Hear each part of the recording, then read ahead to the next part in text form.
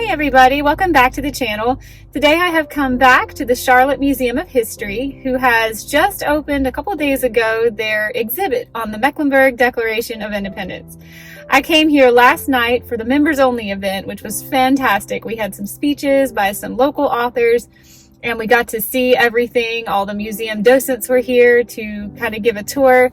And I had a really amazing time. I came with a friend of mine and I just wanted to socialize and enjoy myself and enjoy the exhibits. I did not want to try to film it. But today I'm sure there will be far fewer people here and we can just take our time, and I want to show you everything. This is going to be a very long video because I am going to try to film everything in this exhibit, but it's pretty fantastic. I'm really proud of our local museum for putting it together so well, and I can't wait to show you. I'm kind of sad to say it, but this is probably going to be my last video on the Mecklenburg Declaration of Independence. For the rest of the month of May, I will be continuing to drop videos on each and every single one of the signers, but this is the last event that is taking place in Charlotte and the last chance I'll get to share with you the local festivities live as they're happening. So it's kind of bittersweet for me that this is the end, but you'll see a lot of things in this exhibit of the ways that Charlotte has celebrated the Mech Deck over the years, over the last 250 years. And so I think this is a fantastic display and I can't wait to show it to you.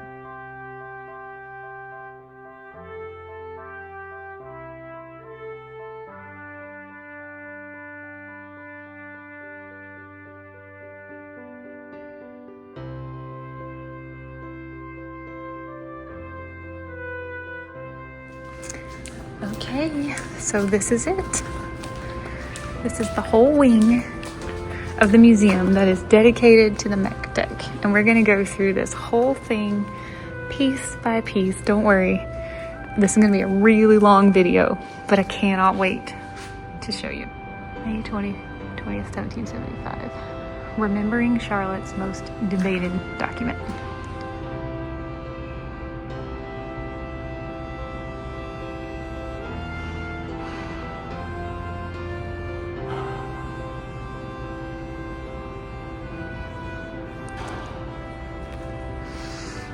North Carolina's state flag can trace their origins to May.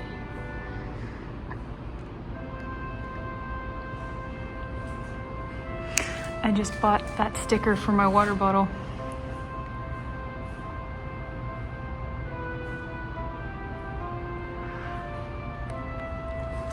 All right, I cannot wait. Let's go.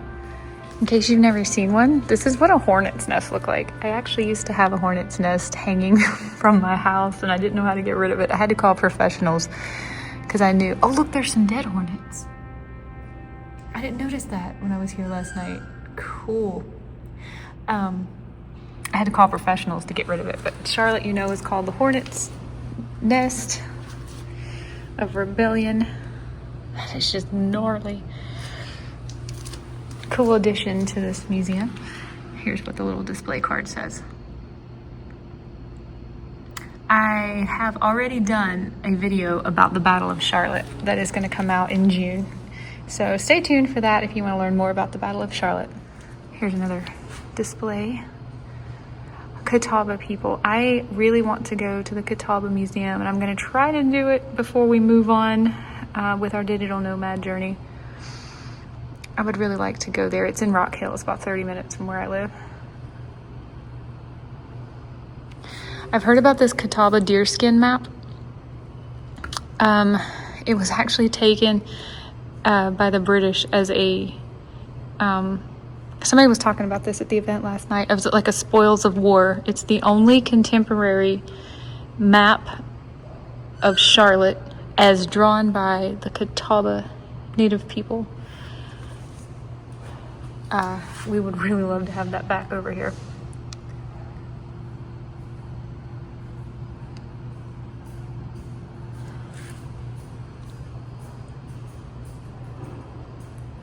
It's not this one. I'm saying that there is a deerskin Catawba map that was taken.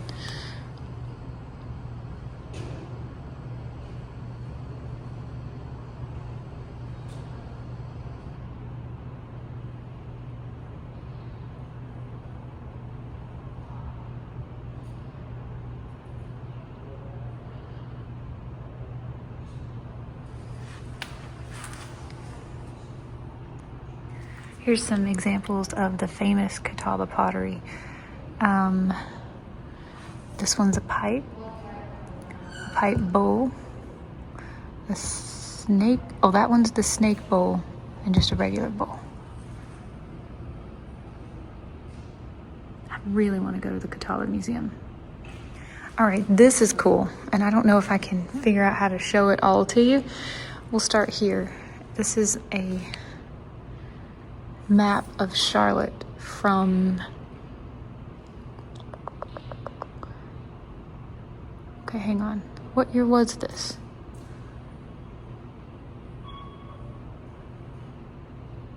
I'm not sure what year this map is from, actually. It was incorporated December 3rd, 1768, with a population of 200 people, named in honor of Queen Charlotte, who was King George III's wife. First, it says here, first streetlights came in 1858. First fire engine in 1830. First passenger train arrived 1852. Okay, but all of these sites over here. Okay, but all of these sites, okay, the original courthouse, that's right there. I would recognize that anywhere. That's the original courthouse. Number 2 is the home of Colonel Thomas Polk. I think that says 2. Number 3 is the home of Ephraim Brevard. I don't see number 3. Oh, here, right here. Number 3, Ephraim Brevard. Number 4, that's Captain James Jack's home. He also had a tavern. 5 is the site of Queen's College. Right there. 6 is Cook's Inn, and that's where President Washington stayed. Where's number 6?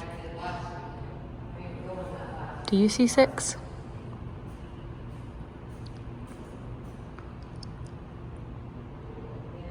There it is, right there, in the middle. 7, city's first non-denominational church. 8 is Old Settlers Cemetery. We've gone there a lot. 9 is the U.S. Branch Mint from 1837. Courthouse is number 10. 11 is the Mansion Hotel. 12 is Charlotte's Hotel. 13 is the Confederate Navy Yard. There's a historical marker there, but I haven't made it. 14, the William Pfeiffer home. I talk about the Pfeiffers in an upcoming video. Right here. 17 is the home of the widow of Stonewall Jackson. There's a marker for that too. 18 is the home of Zebulon B. Vance. 19 is General Rufus Barringer's post-Civil War. 20 is home of George Davis. Number 21 is the St. Peter's Episcopal Hospital. There's a marker for that. It's a church that's still standing today. 22 is Charlotte's first female institute, St. Mary's Convent. 24 is the Daily Charlotte Observer. 26, the Academy of Music.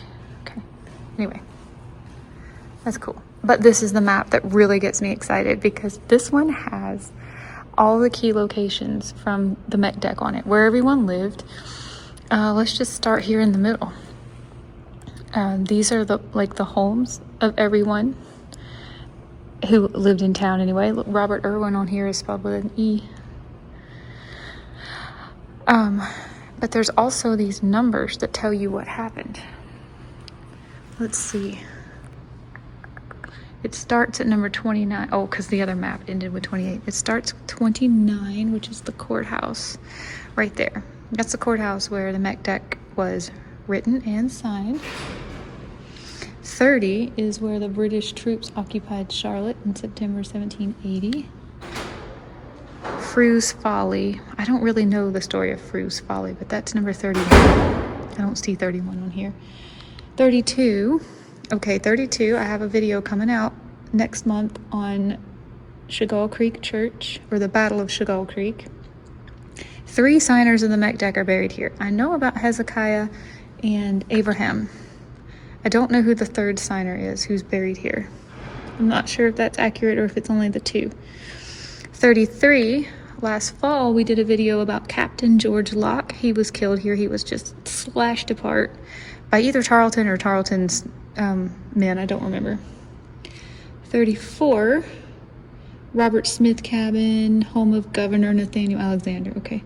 Poplar Tent Church, we've been there. That's here. That's where James Harris and Hezekiah Balch are buried.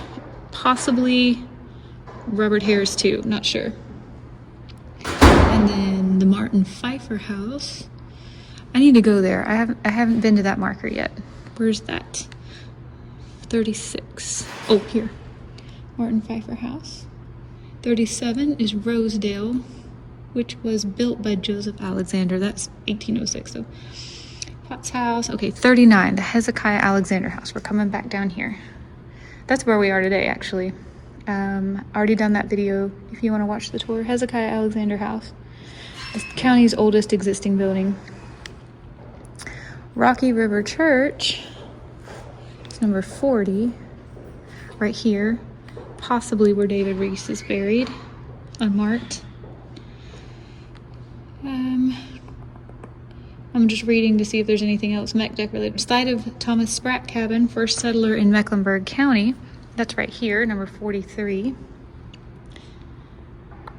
Ezekiel Wallace house, 44. I can't tell exactly where 44 is. Battle of the Waxhaws, 46. That will be south. Right here, 46, Battle of the Waxhaws. They're doing a reenactment next month, and I can't make it to that. I'm so bummed. I really wanted to go to the Battle of the Waxhaws. 47. Where is 47? It should be down south somewhere, right? Andrew Jackson. Somewhere on the state line. If you see 47, say something. That's where Andrew Jackson may have been born. Steel Creek Church, 53, is out here. Right there, that's where Robert Irwin is buried. 63 is Camp Green. Right there. I know we did a video on Camp Green. It was named for Nathaniel Green. Ooh, McIntyre's farm. Where's 65? Somewhere up this way. Oh, right here. I was pointing at it. 65, McIntyre's farm. That was the Battle of the Bees. And then keeping on going, this is Hopewell, where General Lee Davidson is buried, and 3, maybe 4 signers are buried there too. 69 is the Battle of Callens Ford.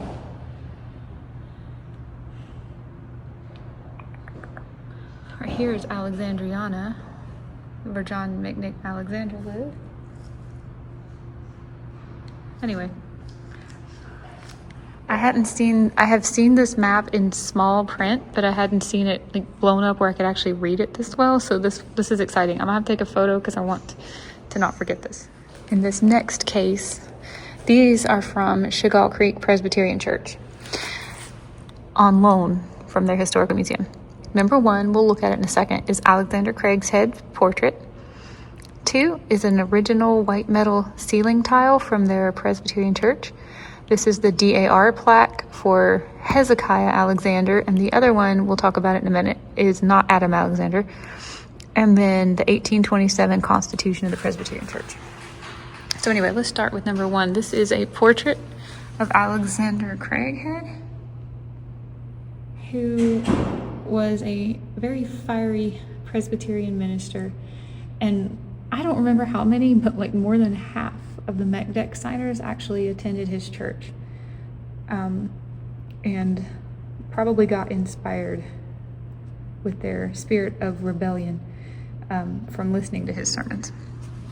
Down here, I tried to get into the cemetery to see this plaque, and it was chained and padlocked, could not get in it. the sign over there says this is Adam, but this is actually Abraham Alexander's DAR plaque. Remember, we couldn't get in. I just had to leave flowers on the gate, unfortunately. This is the Constitution. I gotta be honest, I don't really find that particularly interesting, but there you go. It's very old. 1827. Here is Hezekiah Alexander's plaque. I would have loved, I don't know if I can show you very well. I would have loved to have been able to see that better, but it was probably already removed. So it was a good thing I didn't try to climb into that cemetery. And that is the original ceiling tile from the original Chagall Creek Presbyterian Church.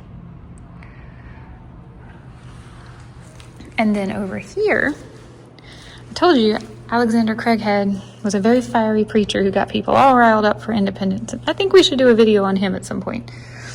But here is a display on unrest in the backcountry, and I have already done the War of Chagall Creek. It's a video that I'm going to put out in June. But basically, we always hear about unfair taxes and corruption, and that being the reason why Americans rebelled against England, but that's kind of true and also kind of not true. It had more to do with the Presbyterians, honestly. If they weren't married in an Anglican church, then their marriages were considered void and they were living like in sin, and their children weren't legitimate. They weren't represented in Parliament, and these were two issues that basically caused the separation of the Presbyterian Church from England. The War of Chagall Creek took place more in the time of the Regulator Wars, but it's an interesting story too. Had to do with English trying to reclaim land that Presbyterians had already settled on and considered their own. So it's a cool story. It's a really, really cool story. I want to go in here. I have not made it into the Chagall Creek, the original Presbyterian Church yet. I think that would be really cool to see the inside.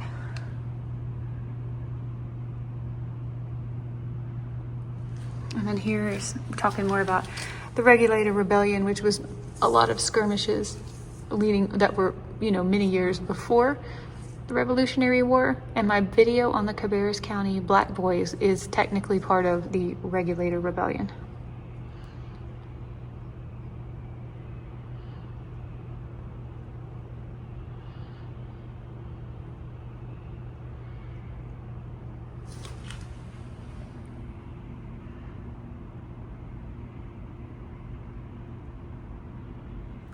This is a display of the actual Hezekiah Alexander house. I don't think they actually put the inscriptions though. It's supposed to say 1774 over there. And over here it's supposed to have a little heart and some other symbol. But anyway, this is a diorama of the rock house. I did a tour of it if you want to go see it. Of the actual house. It's here at this museum's property. Oh, and it doesn't have the little window either.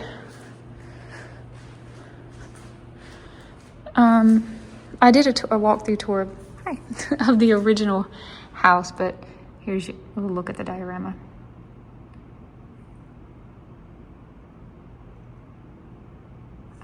I forgot that story. The prisoner might have jumped out.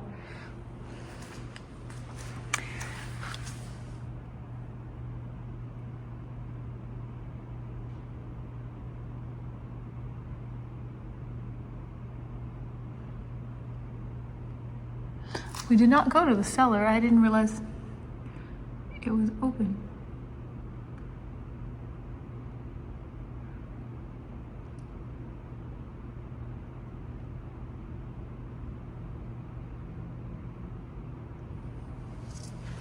Anyway, go check out that tour if you're interested. That was really fun.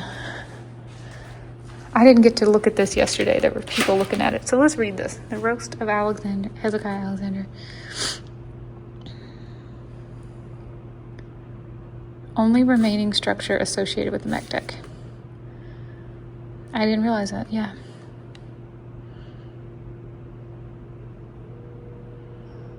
Making fun of him for being wealthy and out of touch. Okay.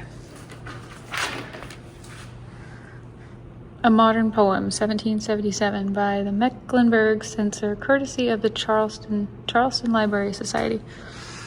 If you can read this, be my guest. I'll give you ample opportunity. The following poem came accident into my hands, in which I find some things that will probably offend many of you in this county.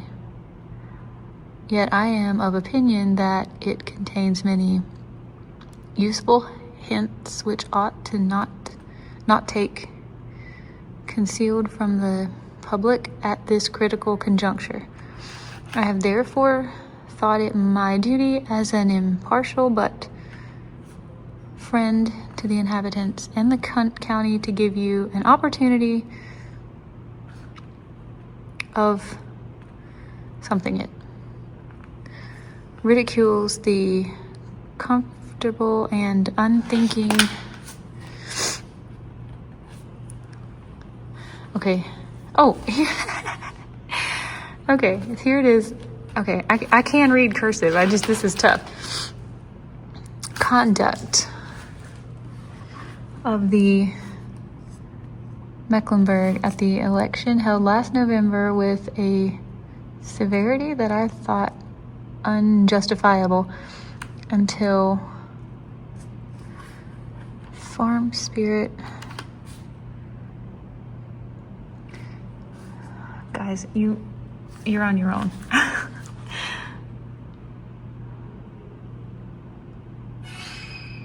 It's making me cross my eyes trying to read this.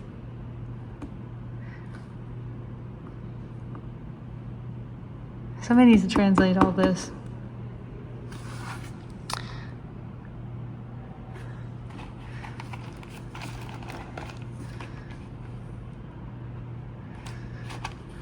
Just pause this if you want to read it. I'm going to read what's at the bottom.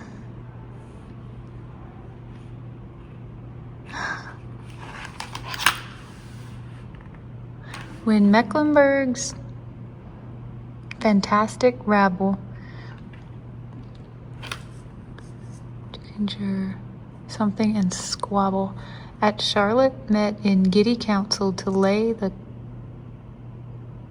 Constitution's ground,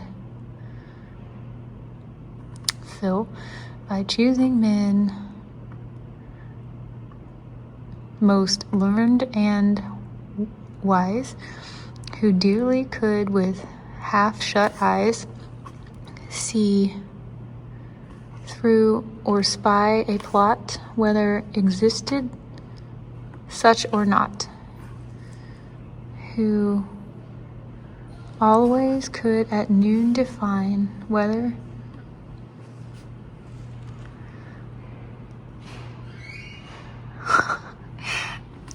I'm sorry, I can't read it.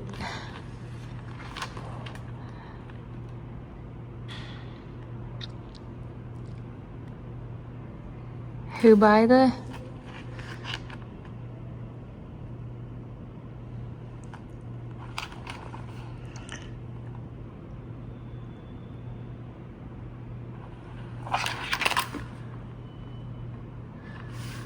Okay, just pause it if you want to try to read, because I'm giving up. I'm tapping out. I'm crying, Uncle.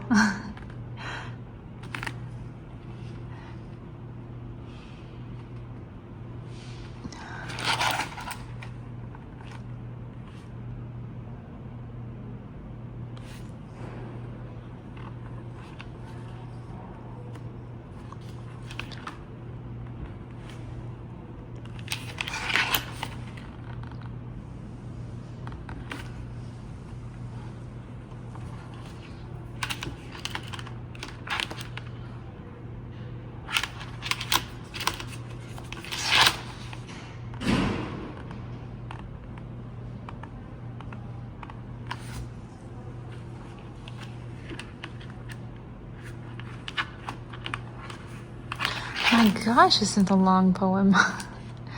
The heck?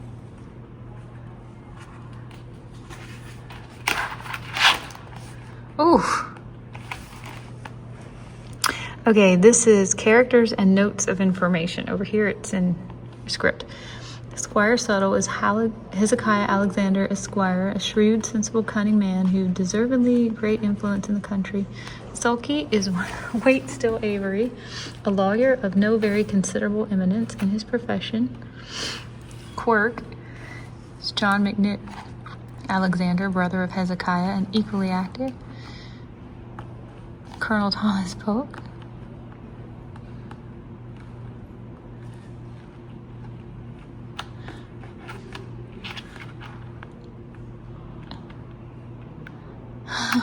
This is amazing. Mr. Avery was out in expedition against the Cherokees last year. Sharpshears is Robin Irwin, formerly member of the Provincial Assembly, yet now one of the commons for this county. Some bills, the public fell under his cognizance. Some of the charges, appearing exorbitant, he would not admit them.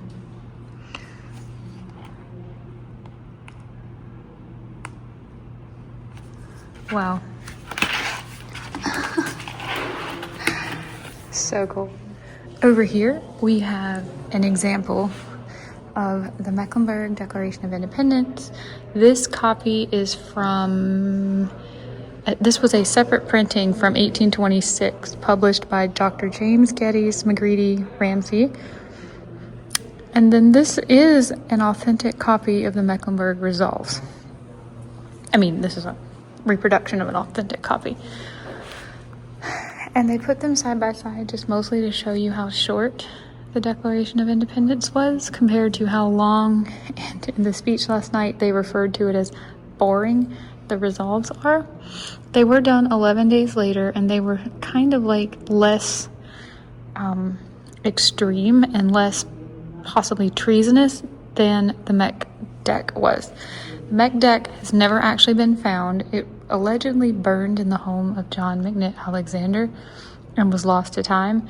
And then after his home burned, he referred to what he claimed were his notes from the actual convention where this was written, and he tried to recreate it to the best of his memory.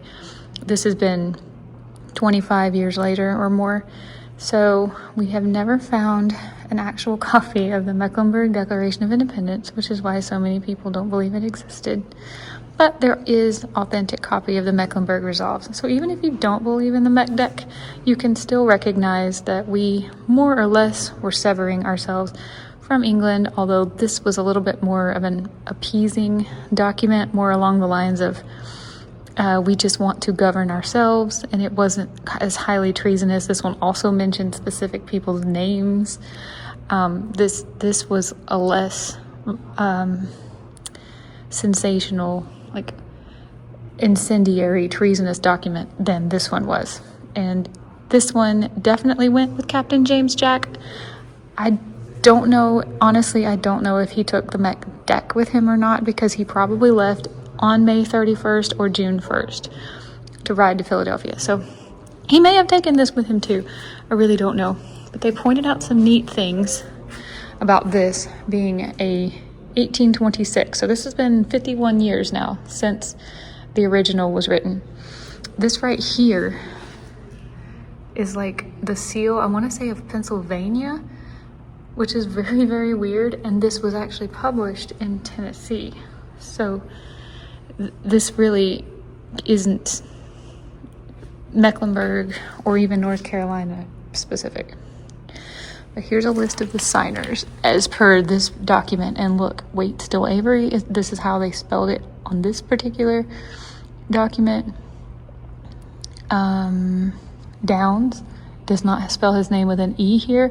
That's how they spelled Flanagan here. Ford is just a 4-letter word instead of an A.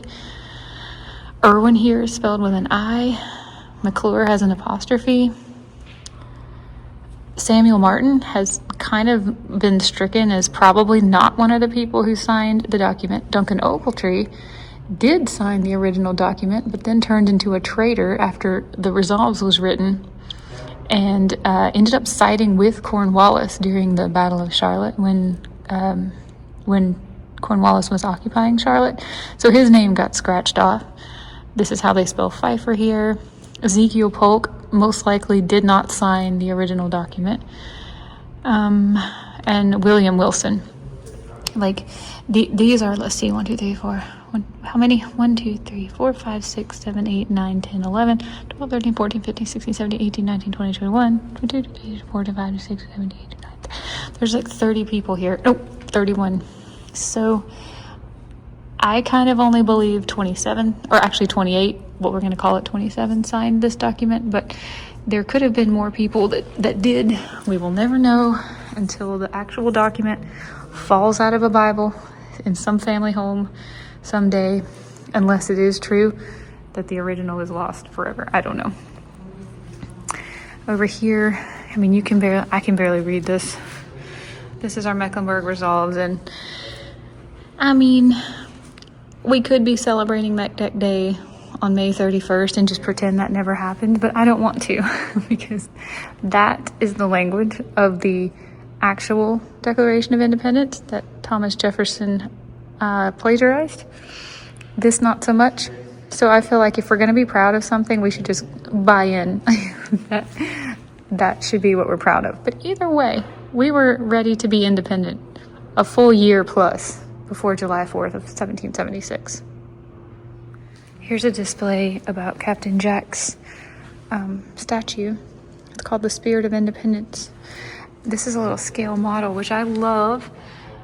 I would love to have this at my house. I absolutely love this statue. It is gorgeous. It would be my favorite. It probably is my favorite on the Charlotte Trail of History. I love the Lunis McGlowan one too. It was done by an artist named Chad Fagan. Let's squat down here and read what it says. I've already done a video on Captain Jack, if you want to go check it out. I'm going to do another one. I feel like with all this McDeck talk, we really need to revisit the story of Captain Jack.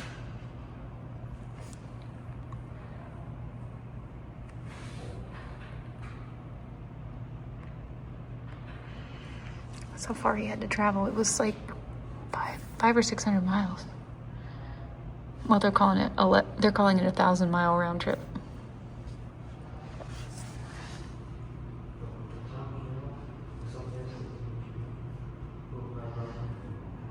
Oh, Spirit of Mecklenburg. I think I called it Spirit of Independence.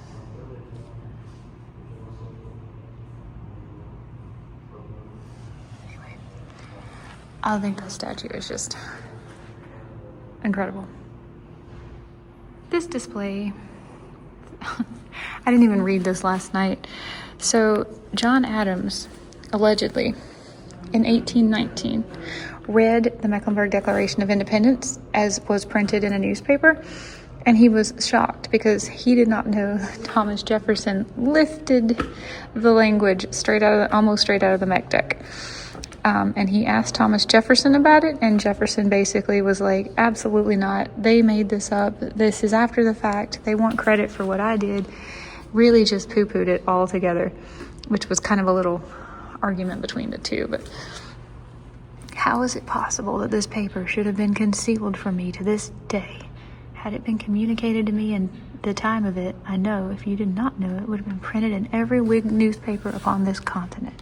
You know, if I had possessed it, I would have made the Hall of Congress echo and re-echo with it 15 months before your Declaration of Independence. Listen to this. I love him. This is so great.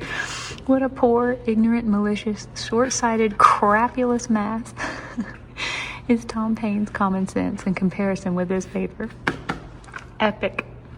Epic. Gotta love John Adams for that. Thomas Jefferson was really pissed.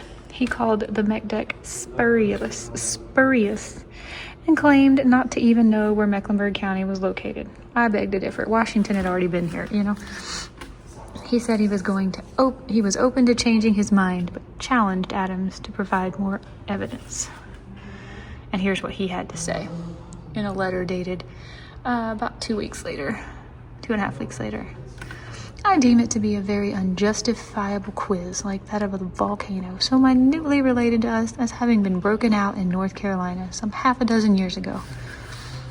I shall believe it such until positive and solemn proof of its authenticity shall be produced. And if the name of McNitt be real and not a part of the fabrication, it needs a vindication by the production of such proof.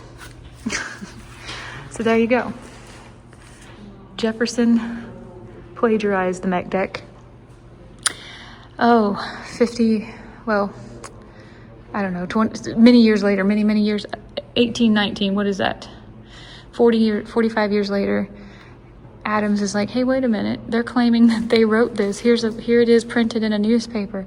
Did you steal the Declaration of Independence?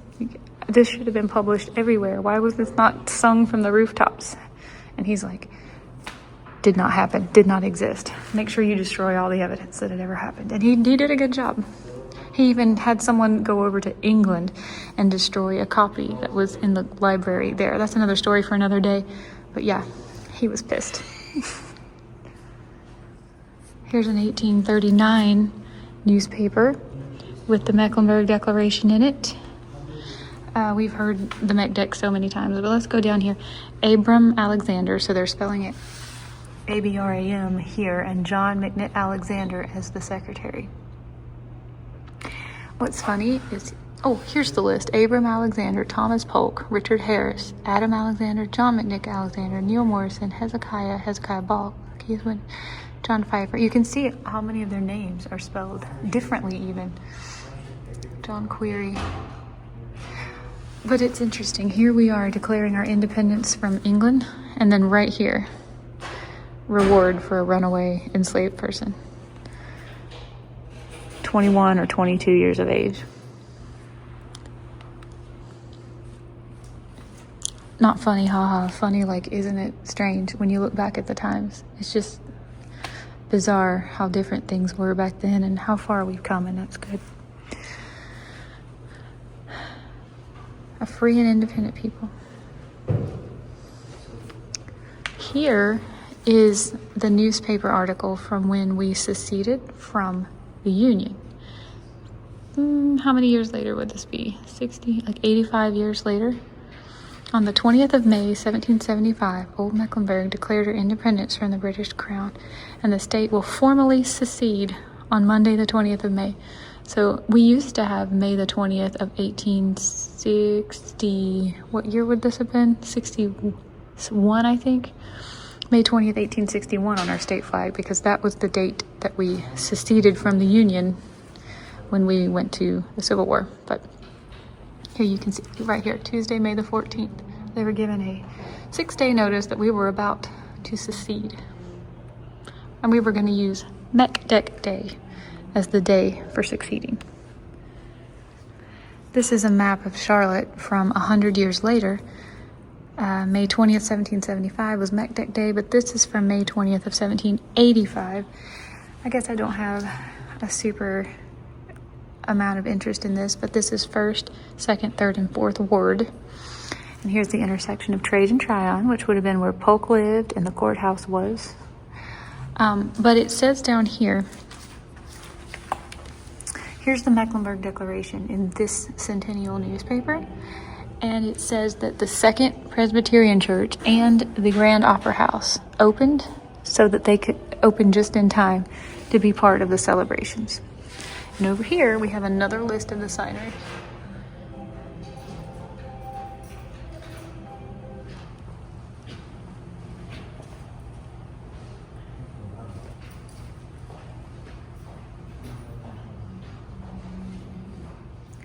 This display case is super cool. We've talked about the fire at John McNick's house, which is where the original copy of the MECDEC burned, if it ever existed. But some of his things did survive because the whole house did not burn down. And some of his items are actually here at the Museum of History, including the firearms in this case. In 1800, he met with William R. Davie to record what he remembered. This was after the fire, and he wanted to reproduce the Mecklenburg Declaration of Independence. And that's where we get this copy, which I've heard is actually like this. The real thing is like the size of an index card. It's very, very, very small. But this is the famous Davie copy from 1800, and it's important because John McNitt Alexander, being one of the original signers who was still alive, would definitely probably remember and have notes. So this is probably as accurate as we would ever be able to get. And then in here are some of John McNitt's firearms. Let's see. One's a flintlock horse pistol. Let's see, if you look closely at the end of a handle, you'll see a face.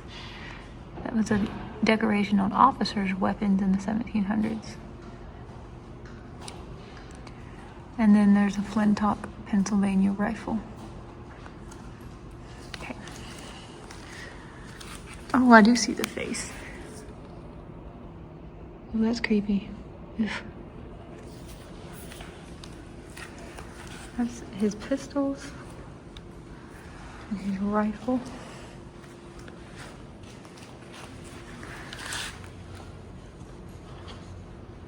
And then also a late 18th century sword. So I don't know who Isaac Price is. It says he helped create the Mecklenburg Declaration. Maybe he was there, but he wasn't one of the signers. He made weapons. Its curved blade made it easier for soldiers on horseback to slash at enemies. So that, I'm sorry you can't see any better in this glass case, but I don't think that actually belonged to John McNitt Alexander, but it's from the time period. There's a lot of neat artifacts here.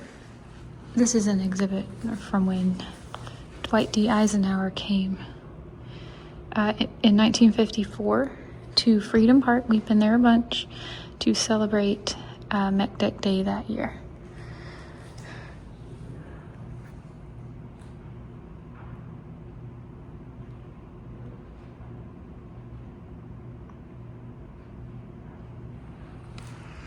And here's Vice President Richard Nixon speaking to reporters in 1954.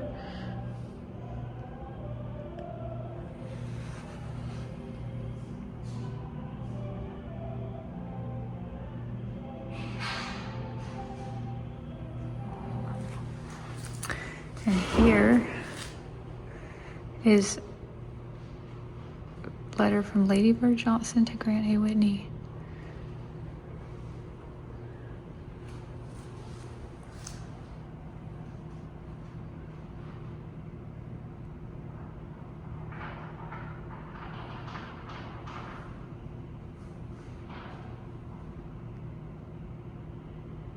Wow.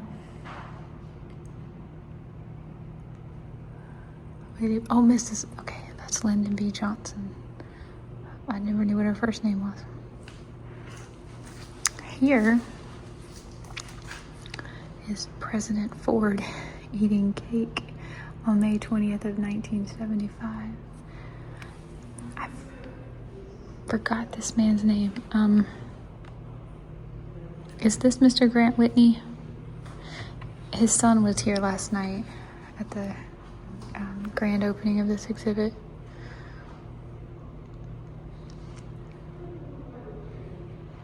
I'm reading all of these, but I'm a speed reader. So if you need to pause, please, please pause. I know I read faster than a lot of people. And then here is President Taft. When he visited, he did not sit. I think this is the chair they said that he sat in. It doesn't look like that picture, so that picture must not be from his visit. Let's see. Introduced at Biddle University.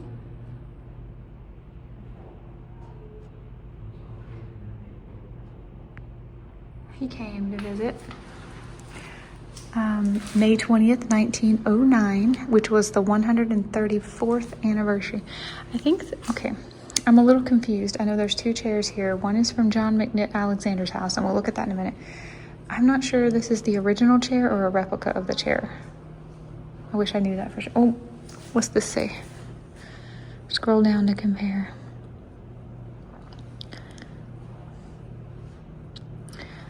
Okay. Oh, here's his actual speech.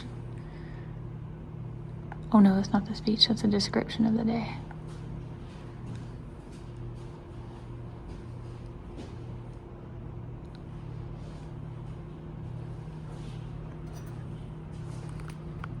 I'm sorry, it's shaky. I'm trying to read too.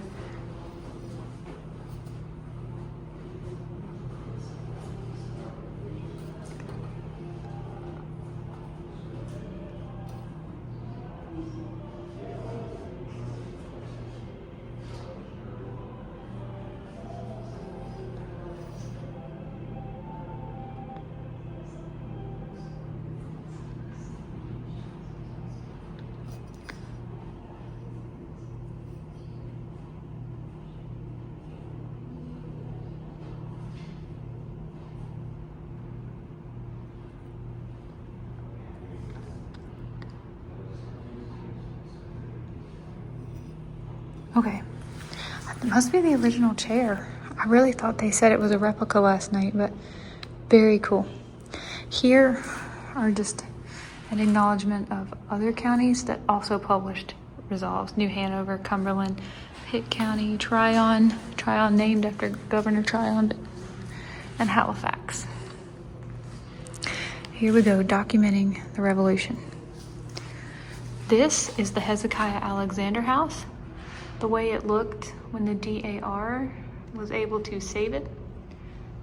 Of course, it was built 1774, I believe, but at some point, I mean, it passed hands a lot of times, and at some point a porch had been added, but thankfully they've taken that off. Here's the little sign.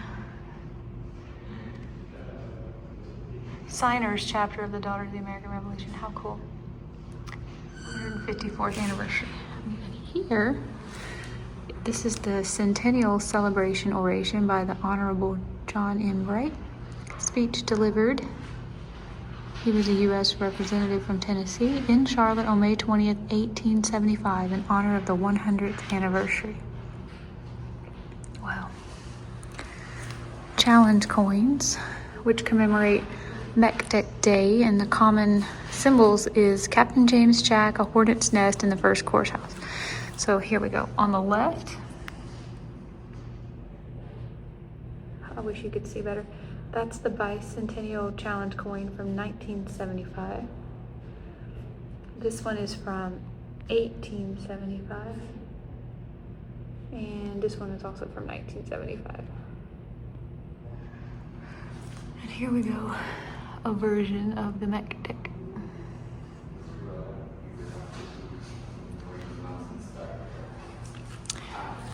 This is way too small for me, but it says, this bicentennial map highlights key moments in Charlotte's history from 1768 to 1968, showing the city's growth over 200 years.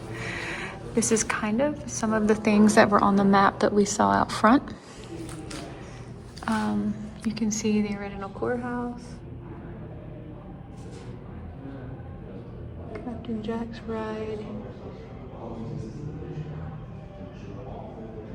okay, here's the original courthouse. Here's the Battle of McIntyre's Farm, Battle of the Bees, Mecklenburg Resolves,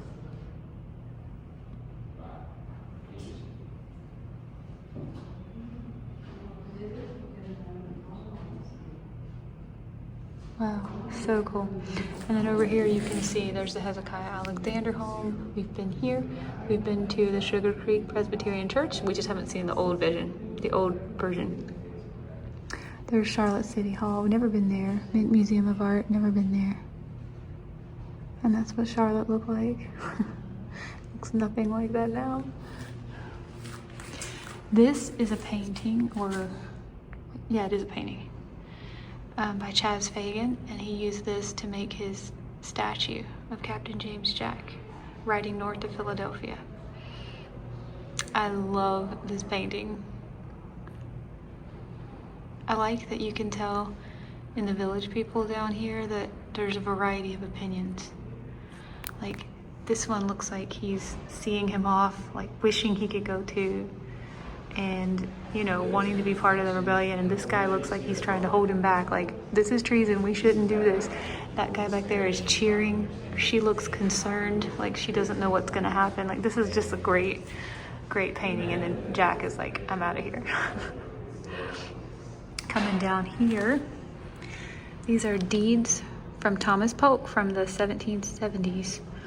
These deeds are signed by Thomas Polk, who was one of the richest men in Charlotte during the Revolutionary period. He also signed the MECKLENBURG. So I guess that's his signature right there. Captain Thomas Polk pays something, and that's the Adam Alexander. And then down here, did I say William Kennan or William Simmons? And Adam Alexandrian. And then over here,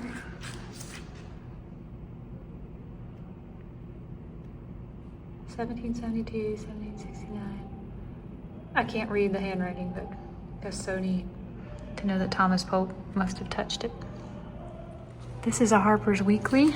It's actually on loan from Scott Seifert, who is an author.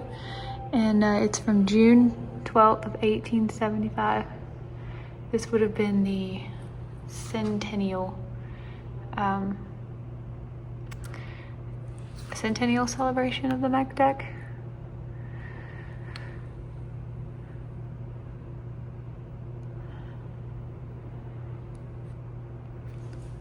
There's a coin too from that celebration.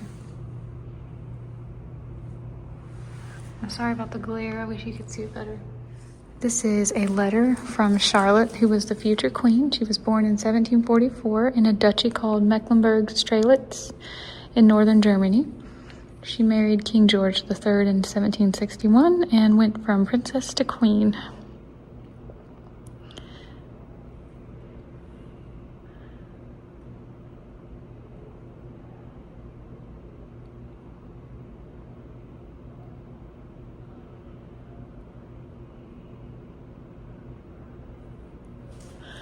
Here's what she looks like.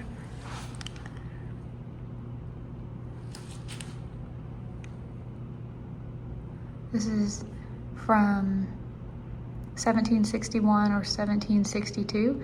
That is the year that Mecklenburg County was formed, and that's the year that this painting was made. She would have been about 17. And we have a statue of her that's very similar to this that I've showed on the channel before. Here's that letter. I can't read it, it's definitely in German, but in English it says, Mr. Chancellor Bear, I would wish, if it is not improper, to have a copy of the funds borrowed by the Duke of Sherwinen. If possible, I kindly request it this evening from the house at 11 o'clock. Charlotte. The first separate print. Oh, here we go. I'm sorry about the lighting, y'all. I really am. But this is, we were talking about it in there on the wall. The first separate print where it wasn't a recopy or in a newspaper.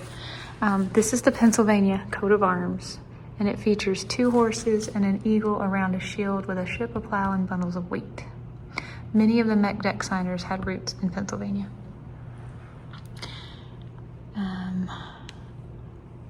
So anyway, eagle carrying olive branch is part of the Great Seal of the United States, officially adopted in 1782 after a request by Continental Congress. This is the official motto of the British Crown. Anyway, this was from this first separate printing of the MEC deck. Is displayed behind us. We'll see it. From 51 years later, the only known printings appeared in newspapers, but this was an actual like standalone.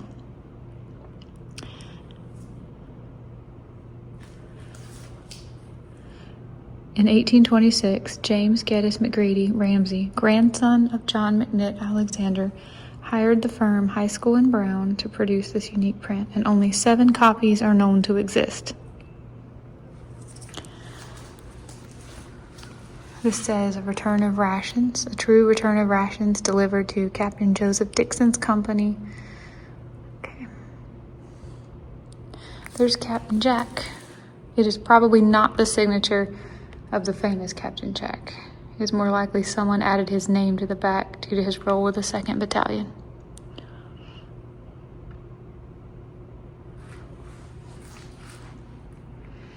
Here's a better look at that Harper's Weekly that we saw over there, the original in on the wall in black and white. It's beautiful that they blew it up. The 1875 celebration was a big event with Charlotte's streets covered in decorations and a 115-foot flag raised to cheers and cannon fire.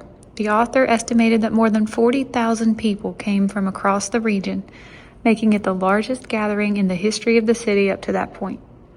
Charlotteans packed into Uptown, then headed to the fairgrounds for speeches, fireworks, a banquet, and a reading of the MEC deck. Can you hear my stomach growling? I'm hungry. All right, this display case has the originals of several things. This is the colored version of that Harper's Weekly, I mean. On the wall, we saw it in black and white, but this was a hand-colored version. This is one of the, how many did I say? 6 or 7 original copies of the MECK deck from many years later, done by John McNitt Alexander's grandson.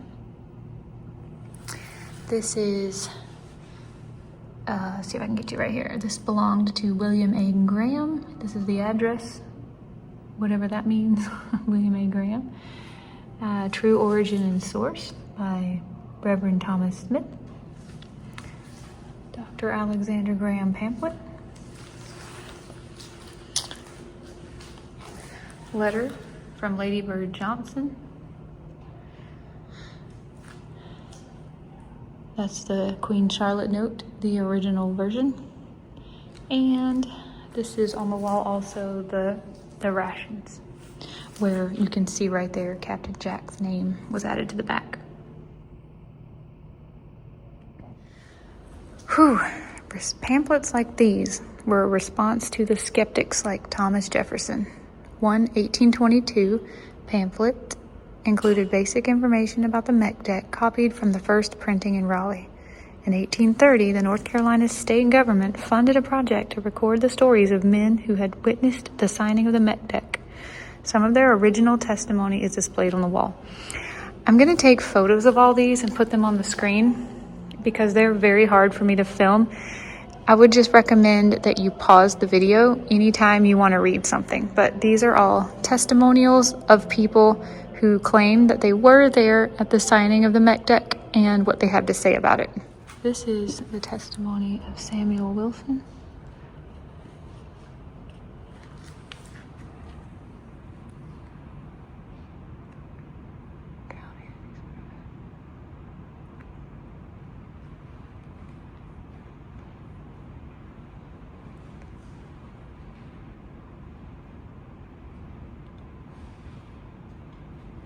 And then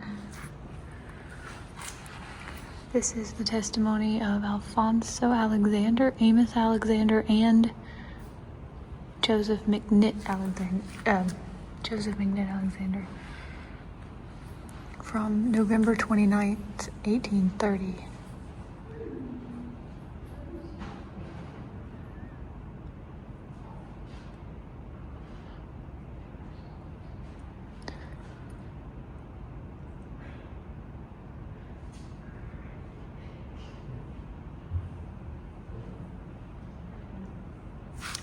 And down here,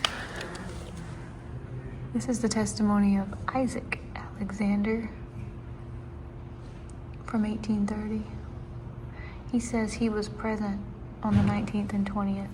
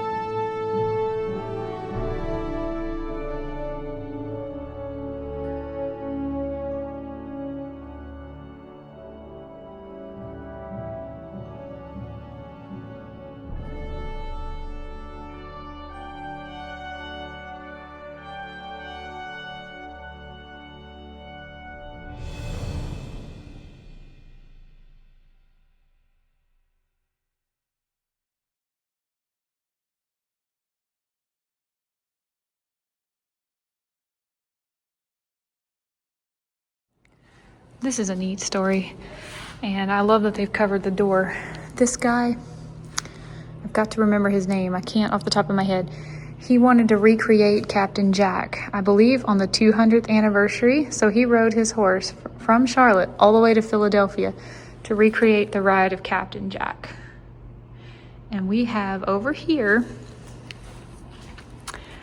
one of the horseshoes that his horse rode, presented to A. Grant Whitney in commemoration of the bicentennial ride of Captain Jack. This shoe, worn by the horse's name was Sharrock, May 31st through June 29th, 1975. Presented by Lloyd J. Moon. So I just wanted to show you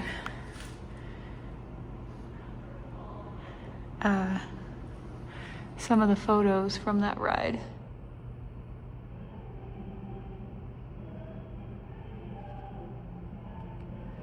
Like, that just goes to show you that over the history of celebrating the Mech Deck, people have just gone crazy. They've gone all out. They have done everything. People truly and passionately believe in this enough to do crazy things like ride a horse 500 miles just to draw attention, you know? Here, Reverend Sam P. Jones, who said this quote, "The men at the Mecklenburg Convention were just a crowd of drunken squirrel hunters." That's probably the hardest I laughed last night. These are bicentennial, I think they're stamps of Captain Jack. I can't see. Here we go. There's the horse again. Here we go, the Queen City, Charlotte, Mecklenburg, 1768, 1868, 1968. Hezekiah Alexander House, the Sugar Creek Presbyterian, Charlotte City Hall, and the Mint Museum. Number 1 up there is the American Bicentennial Committee flag. 2 is a First and Freedom license plate from 1975. 3 is a souvenir program from when Gerald Ford visited. These are neckties from the bicentennial celebration, 1976. It's got a crown and a hornet's nest on them. 5 is bicentennial letterhead. Again with the crown and the hornet's nest. 6 here is the bicentennial calendar of events, February 1976. That's Latta Place. We can't go there, it's closed right now. I'm gonna try to zoom in and check out these events. I can't read them from down here on the floor. Maybe you can read them.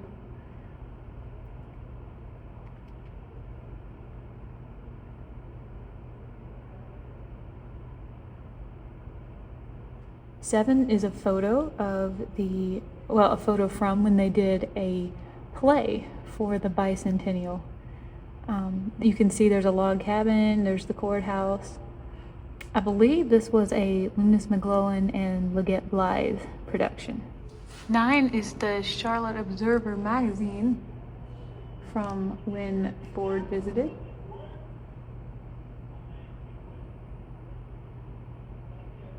That's Freedom Park, the amphitheater.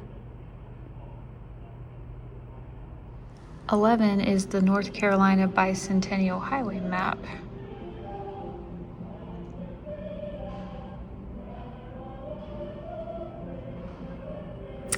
That's so cool. I like that. 12 is a bicentennial license plate. 13 is just a regular plate. It's got the Mecklenburg Declaration on it. The Great Seal of North Carolina. And then that from July 4th, 1776. That's quite a collector's piece right there. 14, of course, we talked about. That's the commemorative horseshoe from the ride to Philadelphia. 15 is the program from First and Freedom, which was a nest about the a play about the hornet's nest. This coaster is the Mecklenburg County seal. It's like a feather, quill, hornet's nest, buildings, and a farm. May 20th of 1775. 17 is an article from 1900. I don't believe a word of it, but don't tell that to Charlotte.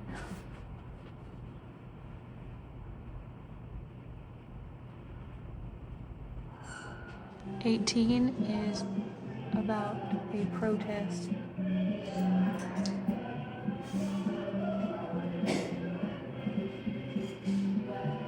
19, calling the Declaration a myth.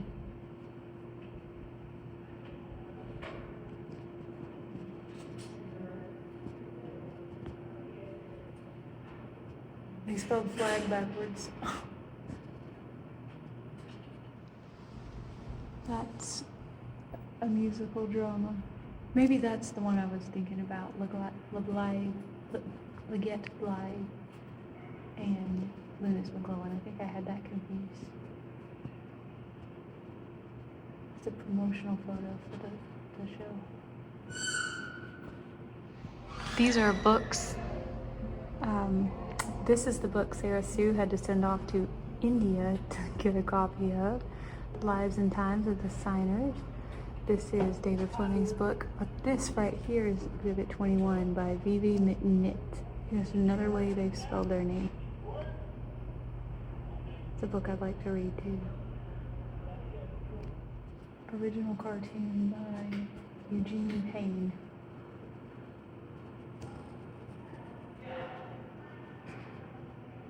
Bicentennial can of 7-Up.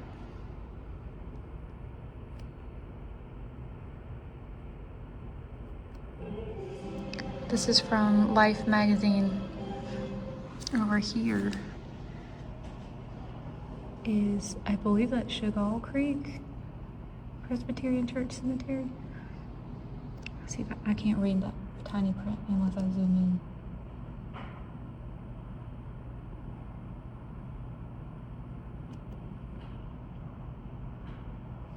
Oh, it's talking about the regular here. Yeah, Chagall Creek. That's Chagall Creek. Over here.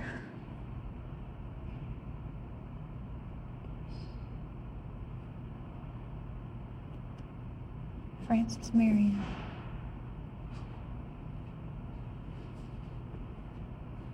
And then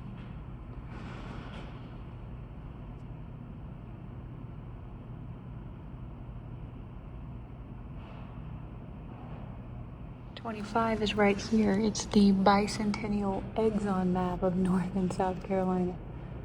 But look.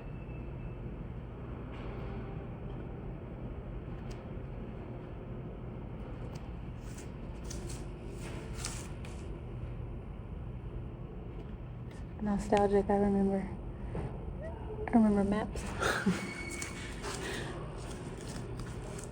This is another bicentennial plate.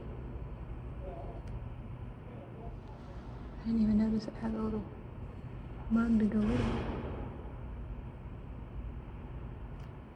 They're calling this a Captain Jack decanter. I guess maybe alcohol is in here? I thought it was just a little porcelain figure, but I love it.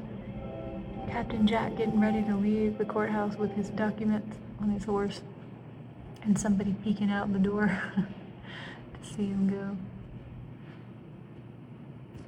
He was no spring chicken. I think he was like 44 when he made this trip.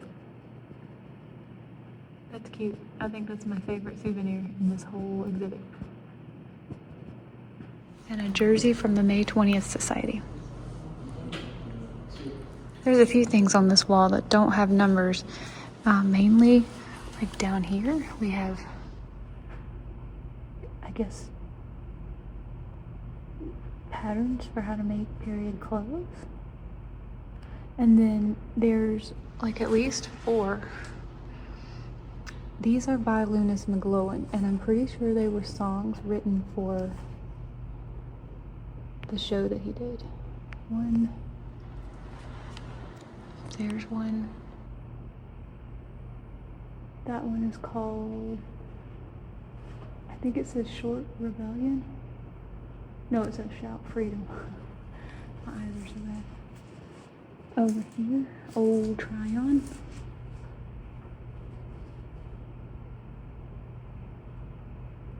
Words by Leggett Blythe and music by Lunis McGlowan. 1, 2, 3, and there's another one. This Is the Day is way up there, which is probably the biggest song from the show. It's the only song from the show I know. It's way up there. And we also have, I think that's a milk carton. And it's got the Hezekiah Alexander house on it.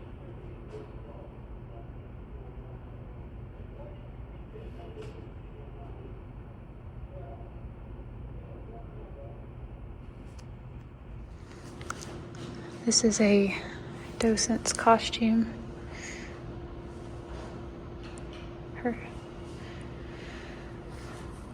Here's another beautiful setting for the mech deck.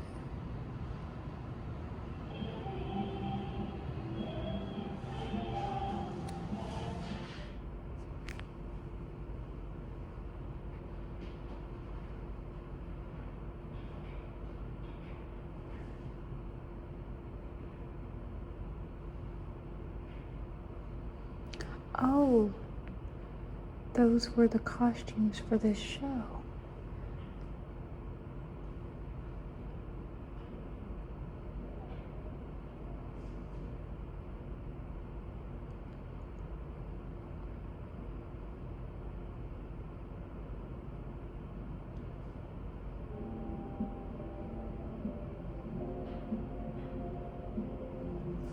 Is that the guy?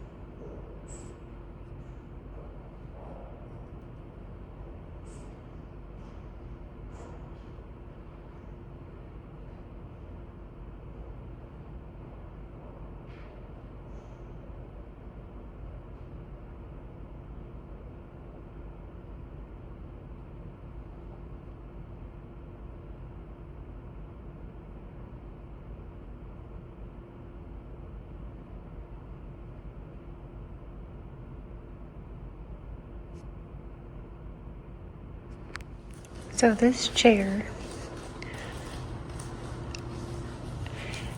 is old. Allegedly, it is actually a chair that belonged to John McNitt Alexander, and allegedly he sat in it on May 20th, 1775, when he signed the MECK deck. No one has been allowed to sit in it within any living memory.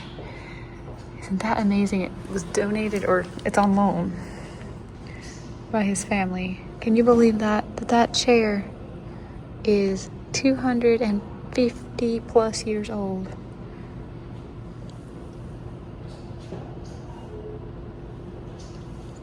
This is a diorama of Charlotte in 1775.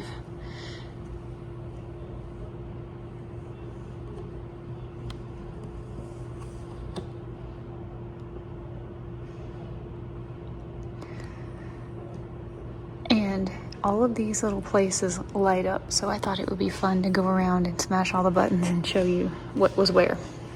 We'll start here. William Hooper was a writer, lawyer, and politician who owned 2 lots on the north side of Tryon Street.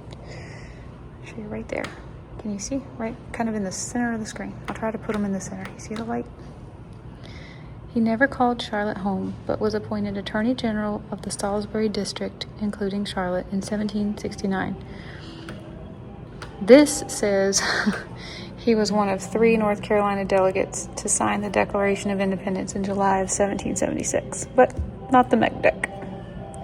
And that's where his home was, or where the 2 lots were he owned anyway. It's this building now, One Independence Center, right there. Next is Trade Street. Trade and Tryon intersect, and that's where Charlotte was originally begun. It was actually, Trade and Tryon were actually Catawba Native peoples' trading paths. And this is Trade Street. It's about to light up right here. Do you see? And it intersects with Tryon. Captain Jack delivered the MECKLENBURG to Philadelphia in 1775, 1,100 miles in 38 days. There's the statue. And his home is right there. Can you see? It even says Jack's, oh my gosh, I don't know if I can zoom in. It says Jack's Tavern. And that was his business. I guess that's him on the horse.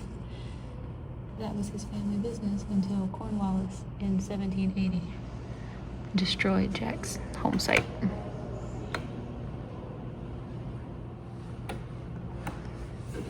Like I said, 1780, they dragged his father out of the bed. He later died because of the trauma. He got sick. And right here, they burned his tavern down. Jack rebuilt the tavern, but the high costs left him in poverty. He never received reimbursement for his wartime expenses, and he eventually left the state. And the Grand Bohemian Hotel sits on that site today.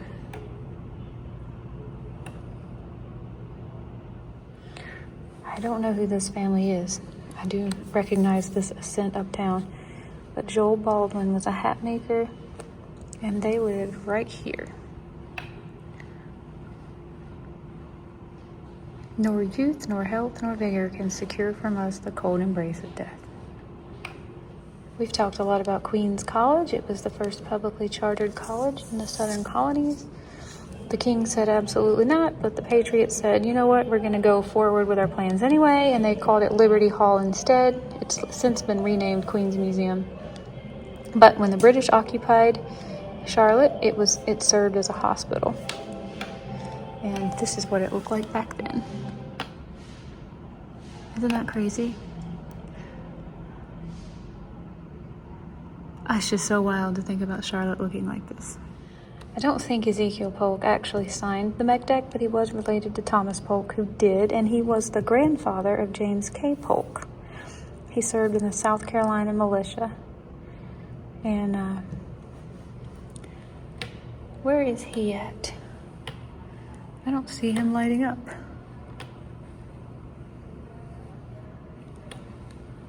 Do you see anything lighting up? I wonder if his is broken.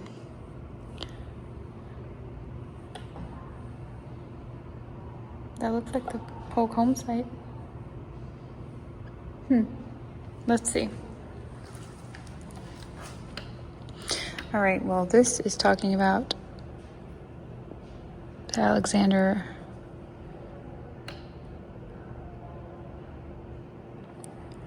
Plantation. European settlement. I guess Polk must have been in there somewhere.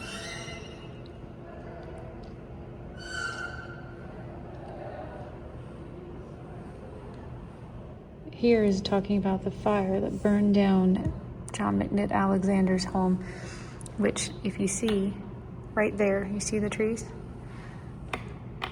Right there. Alexandriana. There's nothing there today. But there is a plaque that his home used to be there. I don't know these people. James Foster was a merchant who owned a lot of land uptown, and his store would have sold. And then over here, okay, that's what's there today. Over here we have Joseph Kennedy. The Mecklenburg resolves direct Joseph Kennedy and Thomas Polk to purchase powder, lead, and flints in order to arm the local militias. Okay, so James Foster, the first guy, he is in that house right there. And Joseph Kennedy is in this house. You probably can't see the lights, but that's James Foster and that's Joseph Kennedy. Thomas Polk, we have been to his home site many times. He built a large house next to the Catawba trading post and quickly made a name for himself.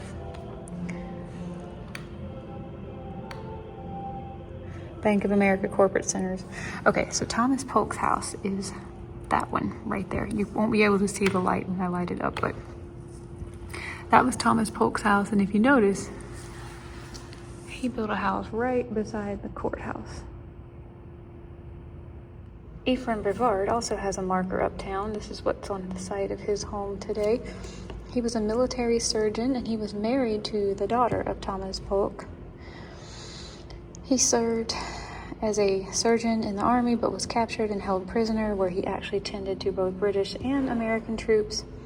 Eventually he got so sick they actually let him go and he walked all the way home, but he didn't quite make it, and he died, I think, at the home of John McNitt Alexander.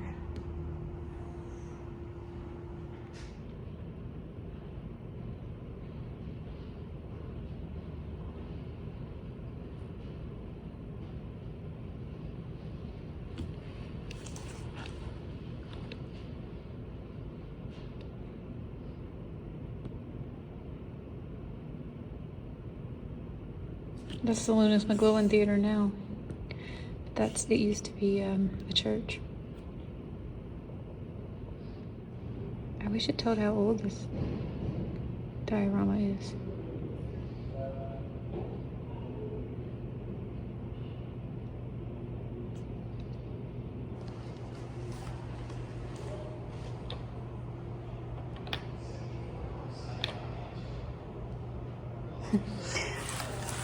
I've never shown these figures really on the channel, but they sit at all four corners of Trade and Tryon, and you can see the courthouse back there. And Thomas Polk's house. They built the courthouse right in the middle of the intersection.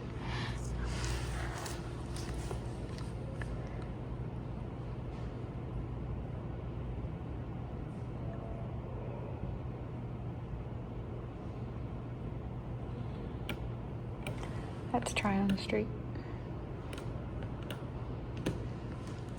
And the jail is way out here, way out on the edge of town.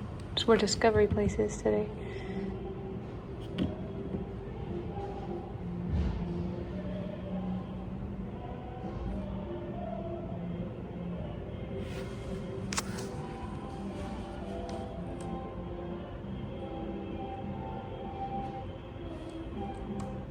I'm just doing one more glance through. I'm pretty sure I have covered everything in this exhibit. I had a really good time here last night and I wanted to film then, but let me show you right now the charcuterie board they served us. It was absolutely amazing. But I'm pretty sure I have showed you everything in this exhibit, and I think that the Charlotte Museum of History did a bang up job. This is absolutely a phenomenal display. A couple more things I wanted to throw in before I leave the museum was this is King Hagler, and this is a sculpture by the same artist who did the Captain Jack sculpture, Chaz Fagan. I have done this video as the Charlotte Trail of History once before on my channel, but I'm going to do another video coming out in June because I really, really love the Charlotte Trail of History. It's such a fun walk, beautiful, beautiful sculptures. But anyway, this is King Hagler. I'm not going to try to pronounce his Catawba name, but he might be perhaps the most famous of all the Catawba natives. He was not actually a king. but that's what we called him because we were familiar with the leader of a peoples being referred to as a king. And in the 1750s, he was a negotiator of treaties with the Iroquois and various deals with the South Carolina government. His name Haigler in English comes from the word haggler because he was known for his superior negotiating skills. Anyway, Chaz Fagan did this and the sculpture on the Charlotte Trail of History and of course the Captain Jack figure. So I wanted to throw that in this video too. And last but not least, I did show these in the Hezekiah Alexander video, but since we're talking about mech deck, I had to come back. Look how tiny these shoes are. This is another piece of their John McNitt Alexander collection, and these are actually the wedding slippers from 1789 that John McNitt Alexander made for Margaret Peggy Alexander to Francis Alexander Ramsey in 1789.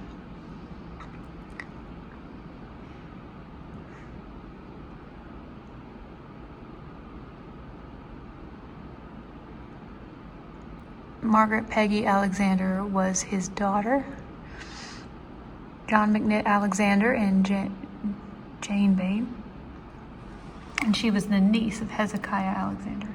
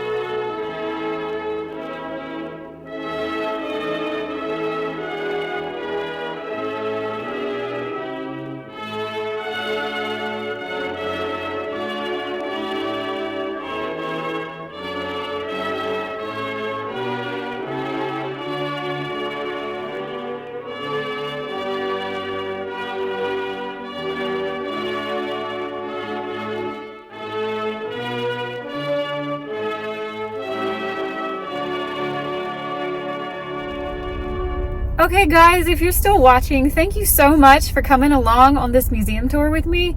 I have no idea how long this video is going to be, but I've been here for over an hour and a half, and I think I have filmed every single thing in the entire exhibit. I really took my time and tried to go as slow as I could and read everything. I am a speed reader, so I apologize if I was going a little bit fast for anybody. I should probably tell you at the beginning of my videos to pause if you want to read also, because I do read really fast, but I am so impressed with the Charlotte Museum of History. They have done such an outstanding job of this exhibit.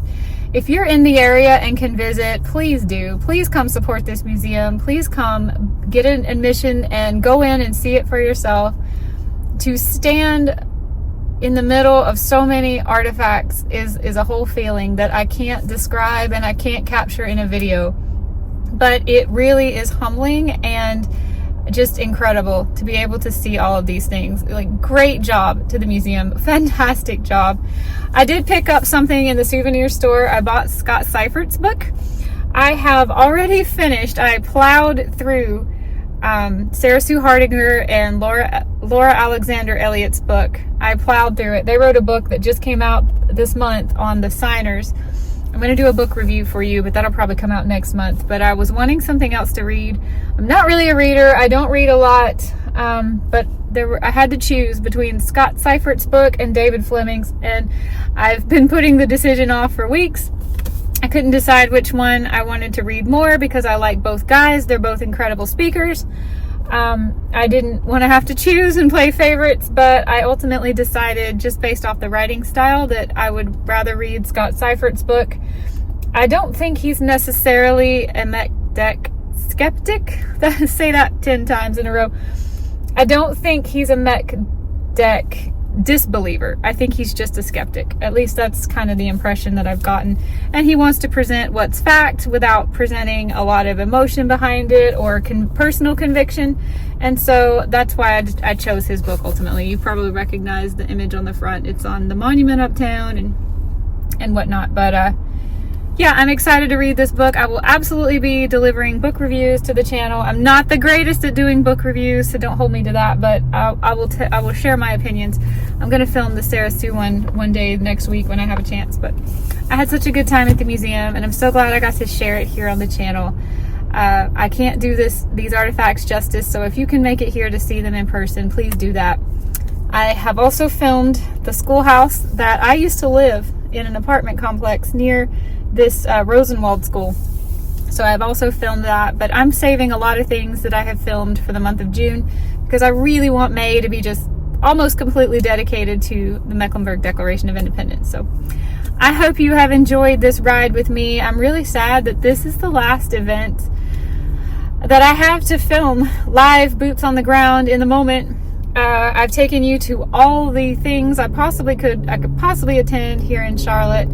And I think we've done a really good job celebrating it this year for it to be the 250th anniversary. But it is a little sad when you're here at the museum looking back on anniversaries past, just how much more was done, how many more people attended, the fact that 4 U.S. presidents have put their seal of approval on the Mecklenburg Declaration of Independence, not even counting George Washington. That's a separate story. It is kind of sad to see how much the enthusiasm and belief in the MEC Dec has actually deteriorated with the years. But it is my mission to take up the torch and spread the word and keep it alive. I don't have a large audience, but I can keep talking about it. I feel like I need a purpose in life sometimes, and maybe this one can be my purpose. I am a big time believer in the Mecklenburg Declaration of Independence, and I understand the alternative side of the argument very well, and I don't hold it against him. I've noticed that there are MEC Dec believers and there are MEC Dec skeptics, but there's not a lot of people that I have ever encountered who will flat out come out and say it absolutely never existed. Even Thomas Jefferson more or less implied that any evidence of such needed to be destroyed. And if you watched my podcast that I posted where Scott Seifert and David Fleming were discussing this last night at the Mecklenburg Declaration exhibit opening at the museum, you would have heard about how David Fleming went all the way to England to check out some artifacts in their library, in their museum, and found out that Jefferson had actually sent one of his lackeys over to England to check it out of the museum and then not return it. So he actually authorized the stealing of a copy, what might have been a copy, an original copy of the Mecklenburg Declaration of Independence that was contemporary in 1775. So that's a whole other story that will have to be talked about in another video if I ever have the chance. But if you watched that podcast, or listened to the podcast, you would have heard that story. Anyway, I need to go. This video is 1.5 miles long, but I am just having a hard time saying goodbye because I know that this is the end of MEC Dec month as far as celebrations for it, and that makes me kind of sad. But every day from now until the end of May, I will be posting a video on a signer of the Mecklenburg Declaration of Independence. The very last one will be coming out on May 31st, and then starting in June, we will go back to our regular scheduled programming. I cannot really tell you exactly what June is going to be. It's going to be a catch up on Michael and I, how our life is right now. We'll post my oral update in June. I'm very, very, very interested in the American Revolutionary War, specifically the Southern Campaign, and more specifically the Regulator Wars. So I'm really getting into learning about Revolutionary War history that took place near me. I have intentions of doing a video about the Battle of Kings Mountain, and I'm starting to kind of look into the battles that were fought here in Mecklenburg County. Like I said, I've already looked into the War of Chagall Creek, just having been to the Sugar Creek Presbyterian Church so many times to film monuments and then MEC Dec stuff. It's interesting to me to know that a battle was fought there. So I think I'm going to keep the spirit of history going for the month of June. I am not a historian. I do not hold any credentials. All the research that I do, I copy paste off the internet. My sources are always down below in the description bar if you want to check them out. But nothing that I'm claiming am I signing my name to as absolute fact. I'm just signing my name to the fact that I am repeating what I have learned off of the internet, and I can very well be wrong about a lot of things. So I'm doing my best to go to source material that I can trust and learn as much as I can. But if you like history videos, I think you'll like a lot of the things I have planned to come up in the month of June. I'll just take this moment to say that Michael is not really posting a whole lot on our channel right now, but he's posting at least one short every single day. He's a lot more busy with work, and I'm not working right now. I am unemployed, and I am actively pursuing my love of history right now. And I hope that if you enjoyed these Mech Deck videos, you will want to come along for that ride too. So we will be talking about the Revolutionary War quite a bit in the month of June. Not exclusively, but quite a bit. And hopefully I can get this book read and we can talk about it too. Anyway, guys, I will see you another day in another adventure. Thank you for sticking it out this far with me. I hope you enjoyed, and I'll catch you later.